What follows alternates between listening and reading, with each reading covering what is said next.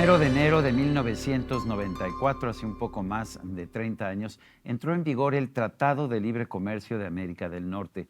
Este tratado, cuando se estuvo negociando, generó toda suerte de cuestionamientos, de críticas. Se dijo, por ejemplo, que México, la economía de México iba a quedar destruida por las exportaciones estadounidenses, aunque en Estados Unidos decían que todo lo contrario iba a ocurrir, que iba a haber un viento que se iba a llevar los empleos desde Estados Unidos a México. ¿Cuáles han sido las consecuencias de este tratado comercial 30 años después? Yo quiero agradecer la presencia en este espacio de Luis de la Calle, director general, socio fundador de la Calle Madrazo Mancera. Antes de su trabajo en el sector privado fue, entre otras cosas, subsecretario de Negociaciones Comerciales Internacionales en la Secretaría de Economía de nuestro país. Luis de la Calle, siempre es un gusto platicar contigo. Cuéntanos, parece que no hubo ninguna tragedia, al contrario, me da la impresión de que los tres países signatarios del Tratado de Libre Comercio de América del Norte nos vimos beneficiados. Y aunque Donald Trump fue electo en 2016 con la idea de que, o con el argumento de que era el peor tratado en la historia, pues firmó un tratado más o menos similar y dice que es el mejor de toda la historia también. Cuéntanos exactamente, ¿ha sido bueno el Tratado de Libre Comercio de América del Norte en sus dos periodos? Gusto estar contigo, Sí. Sergio, otra vez. El Tratado de Libre Comercio era un proyecto de largo plazo. Y ahora que se cumplen 30 años, se puede empezar a ver si realmente hubo beneficios importantes o costos importantes de haberlo hecho. Porque lo que hace un Tratado de Libre Comercio es modificar las reglas de la participación en la economía y darle una brújula, sobre todo a la economía mexicana, de hacia dónde va. Y hoy vemos México económicamente completamente distinto del que teníamos hace 30 años, con muchas sorpresas, por cierto, y con... Éramos un país petrolero, ahora somos un país manufacturero y además de automóviles, producimos automóviles y motores y muchas otras cosas. De enorme complejidad. México se ha convertido en un gran exportador de una gran variedad de productos y somos hoy en día el primer socio comercial de Estados Unidos, cosa que si te hubieran dicho hace 30 años, te hubieras dicho eso es imposible. O que tuviéramos un superávit comercial con Estados Unidos. ¿Ese era parte del plan? Bueno, yo creo que era parte de la consecuencia previsible, pero quizá el monto no. Y además, cuando se negoció el Tratado de Libre Comercio, hay que tomar en cuenta que nadie tenía en mente la posibilidad de que China se convirtiera en una economía poderosa, ¿no? O sea, el Tratado de Libre Comercio se negoció a ciegas sobre la posibilidad del renacimiento económico chino, que sucedió y de una manera muy impresionante. Y a pesar de todo eso, la integración comercial de América del Norte ha seguido profundizándose y los beneficios han sido mucho más grandes de lo que la gente pensaba. Cuando uno ve los modelos de predicción que se hicieron durante la negociación de gente que estaba en contra y a favor, todas las cifras hoy en día están muy por arriba de lo que se preveía posible en esa época. O sea, sí fue un buen tratado. ¿También para Estados Unidos o no nada más Bueno, para el Tratado de México? Comercio de América del Norte tenía quizá como principal objetivo darle una brújula a la economía mexicana. O sea, que la economía mexicana tuviera un sentido de dirección, que respetara las reglas, que empezáramos a tener una política económica ya no basada en intereses específicos de sectores o de empresas, sino en principios de aplicación general. Y lo que nunca se pensó es que las disciplinas del tratado que se están adoptando también pudieran ser útiles para que Estados Unidos se mantuviera con una política basada en principios y no una política basada en intereses, porque hemos visto también desviaciones del lado de Estados Unidos muy importantes, empezando con Donald Trump y ahora también con el presidente Biden. Hemos visto, de hecho, que ya no está de moda el libre comercio ni siquiera en Estados Unidos y que pues Donald Trump llegó diciendo que era lo peor que le había pasado a Estados Unidos, pero Biden no ha echado para atrás muchas de las medidas proteccionistas de Donald Trump. Sí, correcto. O sea, no está de moda Bueno, entre los políticos, sí. Entre los políticos, pero cuando uno dice, uno ve dos indicadores importantísimos sobre el éxito del tratado. El primero de ellos es los ataques de Donald Trump. O sea, Donald Trump decía en 2016, con México no se puede competir. Cada vez que competimos Curioso, es con México exactamente perdemos. lo mismo que se decía en México en los años 90, que con Estados Unidos no se podía competir. Bueno, ahí te das cuenta del éxito de México, ¿no? Y cuando uno entra a las fábricas en México, ve el tamaño, la envergadura, las exportaciones, la participación de mercado que tenemos en Estados Unidos, ¿no? Tenemos hoy en día una participación de mercado del 15.5% del mercado americano. Somos no solamente el primer socio comercial, sino el primer proveedor de Estados Unidos, arriba de China, arriba de Canadá. Y por otro lado, si tú ves la larga lista de países que le han pedido a Estados Unidos que Estados Unidos firme tratados esencialmente iguales a los que firmó con México, pues ahí te das una idea de más o menos el tamaño del beneficio que implicaba esta negociación y por qué otros países querían sumarse. En 2020 se firmó un nuevo tratado comercial, el Tratado México, Estados Unidos, Canadá, que cada quien le llama poniendo a su país adelante. ¿Qué tan diferente es del NAFTA, del TLCAN que teníamos anteriormente? Es más o menos 5% de diferencia. O sea, 95% lo mismo, 5%. En México Cuando tuvo que dar Trump algunas dice concesiones. cuando Trump dice que NAFTA era el peor de todos los acuerdos del mundo y después dijo que el USMCA era el mejor, no había razón para decirlo. O sea, nunca fue el peor.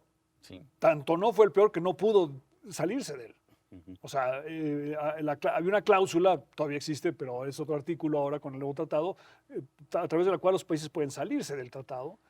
Trató de invocarla, no pudo, no lo dejó su propio sistema político y su propio contrapesos económicos. Y los empresarios, ¿no? Me acuerdo que los empresarios decían, a ver, esto es suicida. Hubo una reunión muy famosa donde el secretario de Agricultura entra a la oficina oval de la Casa Blanca y le enseña al presidente el mapa de los distritos electorales de Estados Unidos con altas exportaciones agropecuarias a México. Le dice, señor presidente, con esto pierde usted la elección. Con eso pierde usted la elección. Y en ese momento ya no se hizo. Entonces, el tratado efectivamente ha profundizado las relaciones económicas entre México, Estados Unidos y Canadá de una manera mayor a la que se pensaba, y los beneficios han sido tremendamente poderosos. ¿Cuáles fueron las concesiones que hizo México para el nuevo tratado, el de 2020? El tratado original tenía dos principios básicos que lo hacían revolucionario y por eso fue tan controvertido. El primero de ellos es que era un tratado universal, sin excepciones. O sea, se negociaron todos los bienes, sin excepción. A pesar de que había, tengo entendido, protección para el petróleo mexicano y para la migración en el caso de Estados Unidos. Pero no en materia de comercio. O sea, en materia de comercio, el petróleo se liberaron todas las cuotas y se puso un arancel de 0. Eso es. Lo en mismo inversión era otra cosa, sí. En inversión y en servicios, ahí hubo ciertas restricciones que estaban plasmadas en un anexo que solamente podía disminuir en tamaño y no crecer. Las concesiones que tuvo que dar México para satisfacer a Donald Trump fueron básicamente dos. Una regla de origen para automóviles mucho más estricta y asimétrica en contra de México, porque se requiere que el 40% de un vehículo que se exporta en América del Norte sea manufacturado con salarios superiores a $16 la hora. Y es $16 la hora solamente existe en Canadá y en Estados Unidos. Entonces, un coche de América del Norte es por lo menos 40% americano-canadiense. Y eso es asimétrico en contra de México. Que en el original no había reglas asimétricas. Era todo exactamente simétrico. Ahora, y la otra cosa asimétrica es que se construyó un anexo, que es el anexo 23A, en el ámbito laboral, que solamente aplica a México. Canadá no lo aceptó y Estados Unidos no podía aceptarlo tampoco porque la mitad de los estados de Estados Unidos no hacen obligatoria la existencia de un sindicato. Entonces, al no haber obligatoriedad de organización de contratos colectivos de trabajo, el anexo 23A ahora, no se puede aplicar. fue un costo pequeño para México. Es un costo pequeño comparado con la alternativa de que se derrumbara el Tratado de Libre Comercio. Sé que hay una cláusula que permite revisar cada determinado número de años el tratado y creo que tocaría en 26. ¿Cuáles son las reglas de esa cláusula? Bueno, se va a aplicar por primera vez. Se tiene que hacer un reporte sobre y ese reporte luego se somete a la consideración de los gobiernos, ¿no? ¿El reporte quién lo hace? Los tres países. Los tres países. Entonces, en ese reporte se dirá, bueno, está sucediendo esto y aquello. México no debe ver eso como una negociación, porque no nos conviene, pero tenemos que estar listos en caso de que Estados Unidos lo viera como una negociación para que entonces México tuviera intereses ofensivos de cómo mejorar el tratado con respecto a nosotros mismos. ¿Cómo ves las perspectivas? Si Donald Trump llega a ser presidente de los Estados Unidos, ¿crees que establezca nuevamente aranceles en contra de México? Ya lo hizo en algunos productos en el pasado contra China, pero también contra México y contra la Unión Europea. pero él ha hablado de poner un arancel del 10% a todos los productos. Eso sería ilegal en el USMCA, ¿no? El Tratado de Comercio que actualmente tenemos. Pero ¿qué podríamos esperar de Donald Trump, que es un político del cual es muy difícil hacer predicciones? Bueno, dos cosas. Una, el potencial presidente Donald Trump piensa que el TEMEC es el mejor tratado del mundo. Eso es lo que ha dicho. Es lo que ha dicho. Pero también dijo que quiere poner un arancel de 10%. Eso nos protege un poco. Pero al mismo tiempo ha dicho que quiere imponer un arancel de nación más favorecida a todas las importaciones de todo el mundo de 10%. Eso sería obviamente violatorio del TEMEC y violatorio de la Organización Mundial de Comercio. Ahora, podría caer el escenario en el que Canadá y México quedaran exceptuados, cosa que nos convendría en el corto plazo, pero que sería negativamente para la economía mundial. Yo creo que si Donald Trump impone un arancel de 10%, Estados Unidos va a tener una recesión y esa recesión puede terminar siendo profunda. México creo que debe tener una estrategia para encarar esa posibilidad y debe probablemente anunciar, en coordinación con Canadá, con suficiente tiempo, de que si Estados Unidos impone un arancel del 10%, México y Canadá harían exactamente lo mismo, pero a diferencia de ellos, nuestro arancel solamente aplicaría a las exportaciones de Estados Unidos y no del resto del mundo, porque tenemos un interés obviamente de proteger nuestra relación estratégica con Europa, con Asia y con América Latina, y entonces le daríamos una preferencia adicional a las empresas europeas, asiáticas y de América Latina en México y a Canadá también, y no a Estados Unidos. Y eso crearía las condiciones políticas en Estados Unidos para que se exceptuara a México y a Canadá de esa medida. Me llamó poderosamente la atención en los primeros días de enero que muchos de los artículos de referencia histórica que veíamos hablaban del levantamiento del Ejército Zapatista de Liberación Nacional en protesta por el Tratado de Libre Comercio el 1 de enero de 1994, y casi ninguno hablaba del tratado, o si se hablaba del tratado no se hablaba de los beneficios. Se ha perdido la batalla mediática, y porque yo veo que el Ejército Zapatista de Liberación Nacional ya no es relevante en la vida nacional, y sin embargo el Tratado de Libre Comercio sí parece haber sido extraordinariamente importante. ¿Por qué los analistas no se dieron cuenta pues, cuando debieron haber estado festejando el Tratado de Libre Comercio? Porque la integración de América del Norte se toma como un hecho. O sea, yo creo que se habla más bien del éxito. O sea, si tú ves las campañas políticas en Estados Unidos, están ahora las primarias, ya no se discute la integración de América del Norte.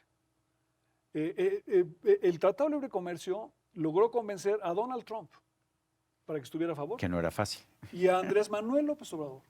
Que se oponía al libre comercio. Que se opuso durante muchos años al tratado. Y ahora no es que sea un gran entusiasta del libre comercio, pero lo acepta y reconoce que el futuro de México está en una mayor integración con América del Norte. Y no solamente eso. Él ha dicho que el futuro del sur de México está en integrarse con la costa este de Estados Unidos, que es, digamos, el siguiente capítulo de la integración de América del Norte. Entonces, el hecho de que no haya cobertura es que se toma como un hecho, como algo que ya no se va a revertir, que es parte de nuestra realidad cotidiana, y que comerciar, invertir, hacer negocios, estudiar en América del Norte, viajar, tener familiares, remesas, etcétera, es parte de la vida normal de los mexicanos.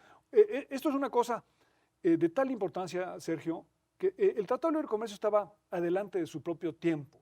Esta idea de 1993 de que México y Estados Unidos podían ser socios y amigos y aliados, pues era una cosa antihistórica, impensable, ¿no? Y hoy en día, el llamado del subcomandante Marcos y el zapatismo de recordar las profundas desigualdades que hay en México es de una importancia mayúscula, pero tiene muy poca relación en el fondo con el Tratado de Libre Comercio de América del Norte.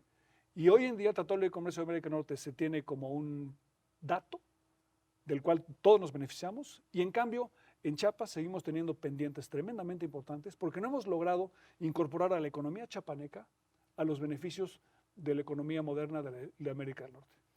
Luis de la Calle, economista, socio fundador de la Calle, Madrazo y Mancera, gracias por esta conversación. Encantado de estar contigo, Sergio. Y a usted, amigo, que al vernos y escucharnos hace posible este programa, se lo agradezco también. Esto es todo por hoy, pero no se lo olvide. Nos vemos la próxima.